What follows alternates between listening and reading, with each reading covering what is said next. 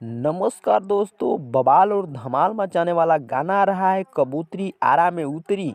एकदम बवाल और खतरनाक गाना होने वाला है जो कि हैप्पी न्यू ईयर सॉन्ग है। प्रमोद प्रेमी जी का बवाल और धमाल मचाने वाला गाना बताया जा रहा है जो कि आज ही के दिन में आने वाला है। गाना के नाम है कबूतरी आरा में उतरी। गाना को गाए हैं प्रमोद प्रेमी यादव और शिवानी सिंह। गाना को लिखे हैं छोटन मनीष और म्यूजिक दिए हैं अभिषेक तिवारी। और वीडियो गाना में नजर आ रहे हैं प्रमोद प्रेमी यादव और अंतरा शर्मा। तो एकदम बवाल और झकास गाना होने वाला है जो कि प्रमोद प्रेमी जी का गाना भी अच्छा ही रहता है, कोई खराब नहीं रहता है।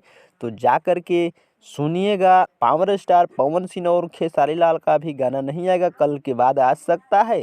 तो अभी तो सुनना ही पड़ेगा ये सब छोटा मोटा कलाकार के गाना। तो ये गाना आ रहा है सृष्टि म्यूजिक के यूट्यूब चैनल से।